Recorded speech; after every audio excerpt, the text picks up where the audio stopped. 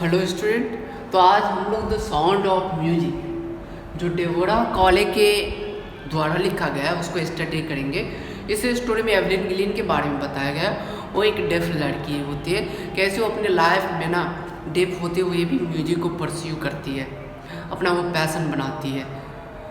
और मेनली जब आप इस स्टोरी को पढ़ेंगे तो बहुत ही इंटरेस्टिंग स्टोरी है और लास्टली कंक्लूजन यही निकलेगा कि कोशिश करने वाले की कभी हार नहीं होती।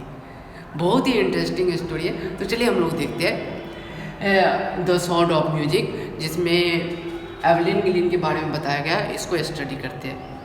तो स्टोरी इस ढंग से स्टार्ट होती है, यानी दोपहर का समय होता है और ये जो समय जो होता है रेलवे प्लेटफॉर्म का होता है, जहाँ पे काफ़ी भीड़ होती है। और ये जो एवलिन गिलिन है वहाँ पे वो खड़ी होती है। एवलिन गिलिन रेलवे प्लेटफॉर्म पे इंतज़ार कर रही होती है ट्रेन की।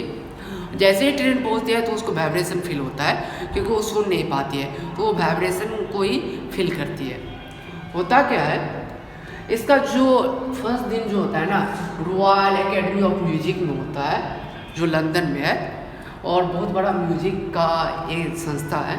तो जब वहाँ पे वो जाती है तो काफ़ी कंफ्यूज रहती है और एक्साइटेड रहती है। ऐसा क्यों कंफ्यूजन रहता है? क्योंकि वो स्कॉटलैंड से बिलोंग करती है और किसी गांव से बिलोंग आती है। जब ये बात ऐसा लगता है क्योंकि उसका फर्स्ट दिन होता है, तो इसलिए वो कन्फ्यूजन में रहती है और थोड़ा डरी डरी सी भी रहती है और एक्साइटेड भी रहती है कि उसको कहीं ना कहीं रॉयल एकेडमी ऑफ म्यूजिक में जाने का मौका मिला। सबको मौका नहीं मिलता है, तो इसलिए एक्साइटेड भी रहती है। आगे बात बढ़ती है और यहाँ पे हम देखते हैं कि एवलिन गिलिन की माँ का नाम होता है इजाबेल ग्लिनी। ठीक है, इजाबेल ग्लिनी। होता क्या है, जब वो 8 इयर्स ओल्ड होती है तो एक लड़की जो होती है जैलोफोन बजा रही होती है, तो उसका नाम है यानी एवलिन गिलिन का स्टेज पे परफॉर्मेंस करने के लिए बुलाया जाता है, लेकिन वो सुन नहीं पाती है। तो उसकी माँ नोटिस करती है कि एवलिन गिलिन तो वो अपना नाम ही नहीं सुन पाई, कोई रिएक्शन ही नहीं दी। तो उसको लगता है कहीं ना कहीं उसके साथ कोई दिक्कत है।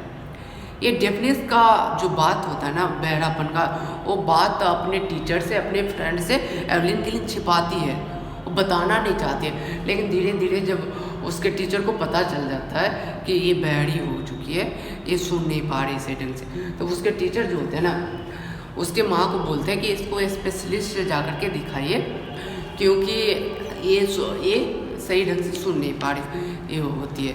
जब डॉक्टर के पास जाते हैं और डॉक्टर बताते हैं कि इसका जो सुनने का जो क्षमता है ना चली गई है, वो किस लिए चली गई, क्योंकि इसका जो नर्व जो है ना वो डैमेज हो चुका है। ठीक है जी। जब ये ऐसी बात सुनती है तो एवलिन गिलिन को लगता है कि उसका जो सपना है, जो उसका पैसन है, सब कुछ डिस्ट्रॉय हो गया, खत्म हो गया। उसके सामने ऐसा लगता है कि अंधेरा छा गया, क्योंकि उसका जो पैसन होता है म्यूजिक के प्रति, आप तो कुछ बचा ही नहीं। क्योंकि यदि वो सुन नहीं पाएगी तो वो उस चीज़ को परसीव कैसे कर पाएगी, म्यूजिक परफॉर्मेंस कैसे कर पाएगी। तो ऊपर भी वो म्यूजिक को अपना पैसन बनाती है और वो उसी क्षेत्र में वो आगे बढ़ती है। जब वो आगे बढ़ रही होती है तो उसके जो टीचर होते हैं, उसके जो दोस्त होते हैं, सब उसको डिस्करेज करते हैं कि तुम ये चीज़ नहीं कर पाओगे, छोड़ दो, तुमसे नहीं होने वाला है। लेकिन एक व्यक्ति होता है उसमें जिसका नाम है रॉन फॉर्ब्स। क्या नाम रहता है? Ron Forbes. ठीक है, उसके पोटेंशियल, उसकी एनर्जी को पहचानते हैं कि ये लड़की कहीं ना कहीं म्यूजिक में बहुत ही अच्छा करने वाली है। और वो बताते हैं, ये व्यक्ति रॉन फॉर्ब्स, कि 2 ड्रम लेते हैं और बता दे कि तुम म्यूजिक को सुनो, जो मैं बजा रहा हूँ, मैं जो पिच देने जा रहा हूँ उस चीज़ को बजा सुनो। जब वो 2 ड्रम लेते हैं, एक जो ड्रम हायर पिच में बजाते हैं, हायर पिच का मतलब हुआ काफ़ी अधिक साउंड में, और एक जो ड्रम होता है वो लोअर पिच में बजाते हैं, तो बताते हैं उस चीज़ को फील करना।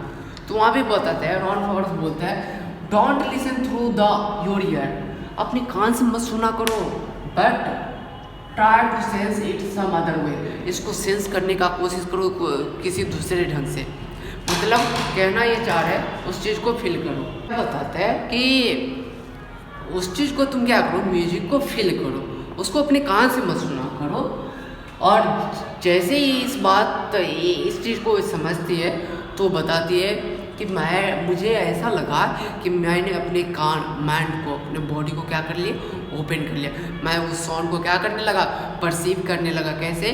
तो जैसे हायर ड्रम जब जैसे बजती थी तो मैं अपने बॉडी के कमर से ऊपर पार्ट को, हायर ड्रम को सुनता था, और मैं अपने कमर से नीचे पार्ट से उस यानी जो लोअर टोन जो था उस चीज़ को मैं क्या करता था, परसीव करता था, उस चीज़ को मैं सुनती थी।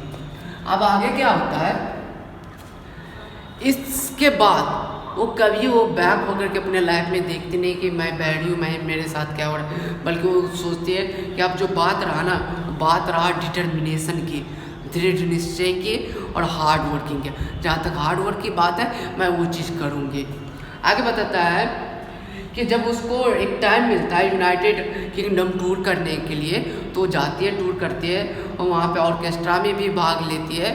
और ऑर्केस्ट्रा के साथ साथ जब वो रॉयल एकेडमी ऑफ म्यूजिक में परफॉर्मेंस देती है, तो ये ऐसे परफॉर्मेंस देती है कि पूरा हिस्ट्री का जितना भी रिकॉर्ड होता है सबको तोड़ करके वो 1 नंबर में सबसे फर्स्ट पोजीशन पे पहुंच जाती है, सबसे टॉप लेवल में पहुंच जाती है, और बहुत सारा वो अवार्ड्स जीतती है।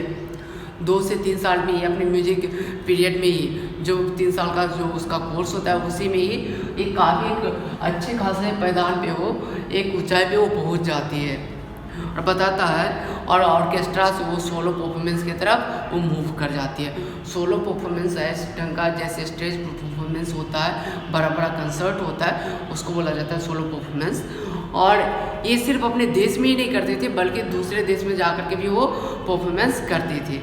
आगे बताता है, Evelyn Glennie won't accept anything hint of heroic achievement. ऐसा नहीं लगता था ये सब हीरोइक अचीवमेंट है, ऐसे ही मिल गए, बल्कि वो बताती है इफ़ यू वर्क हार्ड, यदि आप कठिन मेहनत करते हैं, and know where you are going, और जानते हैं आप कहाँ जा रहे हैं, यू विल गेट देयर, आप वहाँ पहुँच जाएंगे और उस चीज़ को अचीव कर लेंगे। ऐसा नहीं है कि उसको हीरोइक अचीवमेंट मिल गया, हीरो आया बस ऐसे वैसे किया और उस चीज़ को मिल गया। कहीं ना कहीं उसके पीछे ना उसका डिटर्मिनेशन था, काफ़ी मेहनत था, स्ट्रगल था। आगे वो बता रही है, ठीक है, instructing the Evelyn Glennie function the effortlessly. अब एवलिन ग्रीन ना काफ़ी एफर्टलेसली फंक्शन यानी उस चीज़ को परफॉर्मेंस करती थी। और एक आदमी बता रहा कि मैंने उसको 2 घंटे बहुत ही अच्छे ढंग से मैंने सुना, और जैसे 2 घंटे में उसने एक सिंगल वर्ड भी मिस नहीं की। और एवलिन गिलिन बताती है कि मुझे दिक्कत कहाँ होता है, जो आदमी बियर्ड्स वाले होते हैं तो उसका जो लिप्स होता है उसको परसीव करने में, उसको देखने में कि बोल क्या रहे हैं, उसके फेशियल एक्सप्रेशन को पढ़ने में वहाँ पे मुझको दिक्कत होता है। बियर्ड्स वाले से मुझको दिक्कत है कि मैं उसके फेशियल एक्सप्रेशन को मैं नहीं पढ़ पाती हूँ। आगे बता रही है उसका जो बोलने का जो तरीका था, स्कॉटलैंड के स्कॉटिश डायलेक्ट वो बोलती थी, फ्रेंच भी बोलती थी, जापानीज भी बोलती थी, तो स्कॉटलैंड से बिलोंग करती है, तो इसीलिए स्कॉटिश बोलना कोई बड़ी बात नहीं है। जब वो 11 साल की होती है तो स्कॉटलैंड वहाँ तक सीखी होती है 11 साल तक, इसलिए स्कॉटिश डायलेक्ट बहुत अच्छे ढंग से बोल पाती है। लेकिन कंडीशन ये है कि फ्रेंच और जापानीज इतने अच्छे ढंग से कैसे वो बोल पाती है, जबकि वो बहरी हो चुकी होती है, लेकिन उसको तो जापानीज और फ्रेंच कोई सिखाता नहीं है, वो कैसे उस चीज़ को बोल पाती है। तो बताती है कि मैं उस चीज़ को परसीव करता हूँ, मैं समझती हूँ, मैं उस चीज़ को फील करती हूँ। और बहुत ही अच्छे ढंग से वो फ्रेंच और जापानीज भी बोलती थी। एज म्यूजिक से एक्सप्लेन वो बताती है कि मैं म्यूजिक के बारे में वो बताती है, it powers in through every parts of my body. मैं अपने बॉडी के प्रत्येक पार्ट्स में म्यूजिक को ना पावर्स करता हूँ। पावर मीन्स होता है उड़ेलना। उड़ेलना का मतलब क्या हुआ, आप गिलास में पानी लिए और एक गिलास का पानी दूसरे गिलास में जब डालते हैं तो उसको बोला जाता है पावरिंग करना, ठीक है। तो बताता है मैं अपने म्यूजिक को ना उस चीज़ को मैं क्या करता हूँ, अपने बॉडी के थ्रू क्या करता हूँ, पावर करता है। मतलब जो मेरा जितना तक होता है मैं अपना पूरा यानी 100% देने का कोशिश करती हूँ। बताता है it is tingles in the skin my cheekbones even my hair. बताता है ये टिंगल्स होता है कॉजेस, और ये मेरे बॉडी पार्ट्स में ये टिंगलिंग करता है, मेरे बोन में, मेरे हेयर्स में। बताता है when she play the xylophone she can sense the sound passing of the stick in the finger. जब वो जो एलोफोन बजाती है तो ऐसे लगता है उसके फिंगर टिप से उसके पूरे बॉडी में क्या आ रहा है, सेंसेशन हो रहा है, उस चीज़ को फील कर पा रही है। और बताती है कि जब वो ड्रम बजाया जाता है, कोई परफॉर्मेंस करती है, तो बेयर फुट से वो क्या करती है, वो रहती है और उस चीज़ को अपने फुट के थ्रू क्या करती है, उस साउंड को परसीव करती है, सुनती है। आगे वो बताती है कि नोट सरप्राइजिंगली, और ये सरप्राइज की बात नहीं है कि Philharmonic society prestigious soloist of the year award उसको मिला था। और इसके बाद जेम्स ब्लैडर, ठीक है, जेम्स ब्लैडर बताते हैं, इसकी प्रशंसा करते हैं और बताते हैं कि गॉड में हैव टेकन हर हियरिंग, गौर से सुनना, बताता है गॉड में हैव टेकन हर हियरिंग, भगवान ने उसका हियरिंग ले लिया, सुनने की क्षमता ले ली है, but he has given her back something extraordinary, लेकिन भगवान ने उसको उसके बदले कहीं ना कहीं एक बहुत ही अच्छा एक्स्ट्राऑर्डिनरी चीज़ उसको दी है। वो क्या है, व्हाट वी हियर, जो हम सुनते हैं, सी फील्स, वो उस चीज़ को क्या करती है, महसूस करती है। और जब आप किसी चीज़ को महसूस करना स्टार्ट कर देते हैं तो आपके लाइफ का ना समझिए 80% बाधा ऐसे ही समाप्त हो गया। अब जो कुछ भी पढ़ते हैं ना, यदि आपका इंटरेस्ट ऑफ फील्ड है, लिटरेचर पढ़ना, ठीक है, स्टोरी पढ़ना, या मेडिसिनल विभाग में जाना, कोई इंजीनियरिंग विभाग में जाना, तो आप बहुत ही मन से, यदि आपको डांस करना अच्छा लगता है और यदि गाना गाना आपको पसंद है, यदि आप उस चीज़ पे करते हैं ना, पूरे डूब के करते हैं, अच्छे ढंग से करते हैं, तो उसी को बोला जाता है उस चीज़ को फील करना। और उस चीज़ को फील करके वो गाती थी। तो बताता है, इसके बाद बताता है, but even her back something extraordinary, what we hear she feels and the more deeply than any one of us, हम लोगों से काफ़ी उस चीज़ को अधिक वो फील कर पाती थी। और यहाँ तक वो अपने देश में ही नहीं वो परफॉर्मेंस करती थी, बल्कि विदेश में भी जाती थी। इसके बावजूद प्रिजन और हॉस्पिटल में भी जाकर वो परफॉर्मेंस करती थी, और कहीं पे जहाँ पे डेफ बच्चे होते थे, कोई संस्था होते थे, वहाँ पे जाकर के बच्चों को मोटिवेट करते थे। और बच्चे सब ये समझते थे कि एवलिन गिलिन एक ऐसी लड़की है, वो जहाँ जाना चाहती है वो वहाँ जा सकती है, क्योंकि वो अपने बलबूते पे जहाँ जाना चाहती थी वहाँ तक वो पहुँच बना चुकी थी। वो ऐसा कोई ऐसा फील्ड नहीं रहा होगा जिसमें वो नहीं गई होगी, यानी जो चीज़ वो सोची थी वो अचीव नहीं कर पाई। अपने म्यूजिक के फील्ड में काफ़ी एक टॉप लेवल के एक तो म्यूजिशियन हो गए थे। आगे बताते हैं, Evelyn Glennie has already accomplished more than most people twice her age. बताते हैं कि एवलिन गिलिन वो अपने इतनी कम उम्र में उतना कर पा ली थी जितना कि कोई व्यक्ति उसके दुगने उम्र में भी नहीं कर पाते हैं, ठीक है। और बताता है, she feel broad and the percussion of the front of the orchestra, और उसने ऑर्केस्ट्रा के सामने बहुत सारे इंस्ट्रूमेंट को लाया, एक अच्छा उसको परफॉर्मेंस करके बताया, ठीक है, और and demonstrated that it can be very moving, और उस चीज़ को बताया कि कहीं ना कहीं इस फील्ड के लिए बहुत ही अच्छा है। And if she can not do it I can.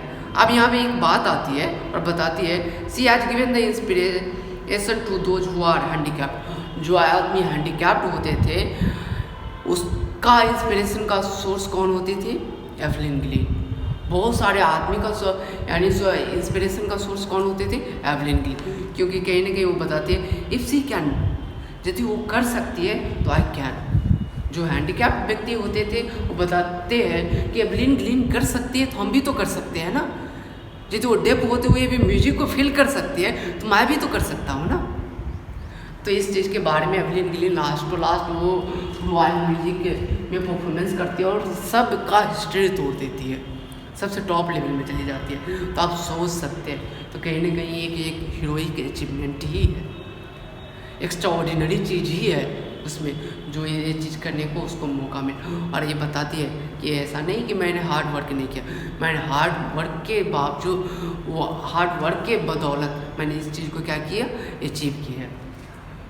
तो आई होप कि आप लोगों को ये वीडियो समझ में आया होगा।